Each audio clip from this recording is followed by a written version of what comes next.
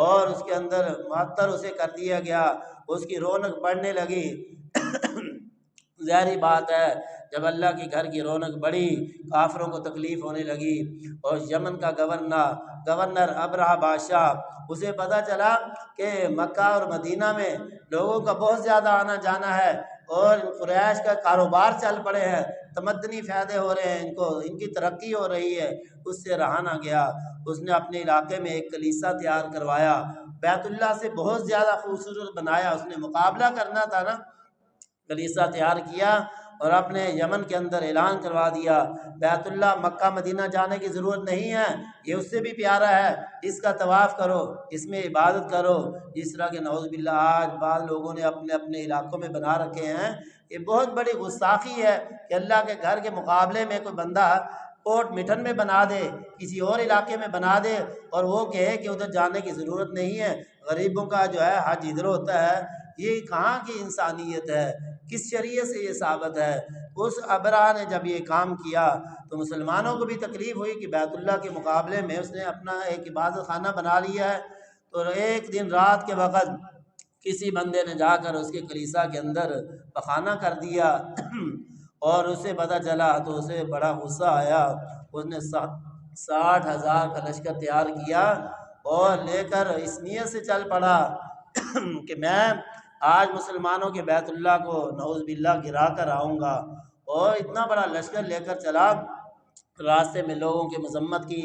لوگوں نے روکنے کی کوشش کی، مختلف قبائل نے روکا کہ کہاں جا رہا ہے، اللہ کے گھر کو گرانے جا رہا ہے۔ اس نے ان کے ساتھ بھی لڑائی کی، ان کو بھی شکست دی، بالآخر مکہ پہنچ جاتا ہے۔ مکہ کے باہر پلاٹوں کے اندر بیٹھ کر بلاتا ہے کہ آؤ میرے ساتھ مذاکرات کرو، میں مذاکرات کے لیے بھی تیار ہوں، اور میں لڑائی کرنے نہیں آیا، میں جنگ کرنے نہیں آیا، میں تو صرف بیت اللہ کو گرانے آیا ہوں، میرے آگے جو آئے گا میں اس کو بھی گرا دوں گا اور اگر کسی کو جان پیاری ہے تو راستہ چھوڑ دے، تو مذاکرات کے لیے کوئی آنا چاہتا ہے تو آ جائے۔ سردار عبد المطلب کو پتہ چلا، یہ اس وقت متولی تھے، ان کو پتہ چلا کہ ابرہہ 60,000 کا لشکر لے کر آ گیا ہے اور بیت اللہ کو گرانا چاہتا ہے، مذاکرات کی بھی دعوت دے رہا ہے۔ سردار عبد المطلب کے اونٹ باہر چراگاہ کے اندر چل رہے تھے، اس نے وہ بھی پکڑ لیے اور پیغام بھیجا کہ مذاکرات کے لیے میں تیار ہوں۔ سردار عبد المطلب جاتے ہیں اور جا کر اس سے بات کرتے ہیں، وہ کہتا ہے مجھے پتہ چلا ہے آپ متولی ہیں، ہاں بیت اللہ کا میں متولی ہوں۔ اس نے کہا میں بیت اللہ کو گرانے آیا ہوں، میرا راستہ صاف کر دو۔ سردار عبد المطلب نے کہا یہ اونٹ آپ نے میرے پکڑے ہوئے ہیں، یہ اونٹ چھوڑ دیں۔ اس نے کہا اونٹ میں چھوڑ دیتا ہوں، یہ لو آگے اور بات کرو۔ سردار عبد المطلب نے اتنی پیاری بات کہی، انہوں نے کہا اونٹوں کا مالک میں تھا، میں نے اونٹ چھڑوا لیے ہیں، اس بیت اللہ کا مالک وہ اوپر بیٹھا ہے، وہ جانے اور تو جان، تیرا اس کے ساتھ مقابلہ ہے، میں واپس جا رہا ہوں۔ ابرہہ کہتا ہے عجیب بندہ ہے، بیت اللہ کا متولی ہے، اونٹوں کی فکر پڑی ہوئے، میں بیت اللہ گرانے آیا ہوں۔ لیکن ان کو پتہ تھا کہ اس کا مالک اوپر ہے، وہ اس کی حفاظت کرے گا۔ جیسے ہی سردار عبد المطلب واپس آتے ہیں، اس نے اپنے بڑے بڑے ہاتھی جو لے کر آیا تھا ان کو اٹھانے کی کوشش کی، بیت اللہ کی طرف چلانے کی کوشش کی۔ ہاتھی تھے، اللہ کی مخلوق ہے، دیکھیں اللہ نے جانوروں کو بھی عقل دے رکھی ہے۔ ہاتھی کو اٹھاتا ہے پہلے نمبر پہ اپنے ہاتھی کو، اور دیگر کمانڈر جو تھے ان کو آرڈر دیتا ہے کہ چلو آپ پیش رفت کرتے ہیں، ان کے متولی نے کہہ دیا ہے کہ میں اونٹ لے کے جا رہا ہوں، تو جان اور بیت اللہ کا مالک جانے۔ تو اس نے اپنا ہاتھی اٹھایا، چلایا، ہاتھی چلنے کا نام نہیں لیتا، اور جو ہے تاریخ کے اندر ملتا ہے اس نے بہت کوشش کی، تیر مارے، آگے بڑھانے کی کوشش کی، اور ذرا بھی آگے قدم نہیں اٹھاتا، یہاں تک کہ اللہ تعالیٰ کی ایک چھوٹی سی مخلوق جنہیں ابابیل کہا جاتا ہے، آسمانوں سے ایک جھنڈ کے جھنڈ آتے ہیں۔ اللہ تعالیٰ دیکھیں اگر مروانا چاہتے تو ہاتھی بھی بھیج سکتے تھے، اللہ تعالیٰ بڑے بڑے فرشتے بھی بھیج سکتے تھے، لیکن اللہ تعالیٰ نے ایک عبرت کا نشان بنانا تھا کہ اتنے بڑے بڑے ہاتھی، اتنا بڑا لشکر، بڑے کمانڈر، ابرہہ بادشاہ آیا ہوا ہے، ان کو ان کی تذلیل ایسے کرنی ہے، چھوٹے چھوٹے چڑیا کی طرح ابابیل اللہ تعالیٰ نے بھیجے آسمان سے، ان کے منہ کے اندر چھوٹے چھوٹے کنکر تھے، تو دیکھنے میں چھوٹے چھوٹے کنکر، لیکن انہوں نے کام ایسا کیا وہ ایٹم بم پہ سے بھی زیادہ کام کر گئے، جس کے اوپر گراتے ایسے پتھر وہ فوجی بھی ایسے ہو جاتا اور وہ ہاتھی بھی ایسے ہو جاتا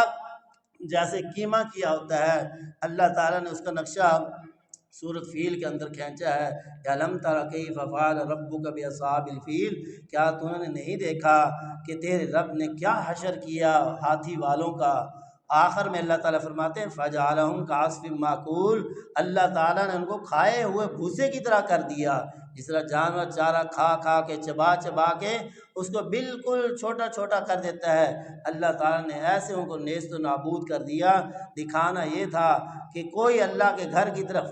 غلط ارادے سے آئے، غلط نیت سے آئے تو اس کی یہ حالت ہوگی۔ تو بہرحال میرے بھائیوں، پتہ یہ چلا بیت اللہ کی بڑی عظمت ہے، بڑا احترام ہے۔ رسول اللہ صلی اللہ علیہ وسلم فرمایا بیت اللہ کی طواف کی فضیلت اتنی ہے، جو بھی طواف کی نیت سے آتا ہے، ایک قدم اٹھاتا ہے، اللہ تعالیٰ اس کے 10 درجے بلند کر دیتے ہیں، 10 گناہ معاف کر دیتے ہیں۔ یہ بیت اللہ کی طرف چل کر آنے کی فضیلت ہے۔ اور جو اس کے اندر نماز پڑھتا ہے، آپ صلی اللہ علیہ وسلم فرمایا جو بیت اللہ میں ایک نماز پڑھتا ہے دوسری مسجد کی نسبت اس کو اتنا ثواب ملتا ہے کہ بیت اللہ کی ایک نماز لاکھ نمازوں سے زیادہ افضل ہے۔ یہ بیت اللہ کی فضیلت رسول اللہ صلی اللہ علیہ وسلم نے بیان فرمائی۔ تو بہرحال میرے بھائیوں،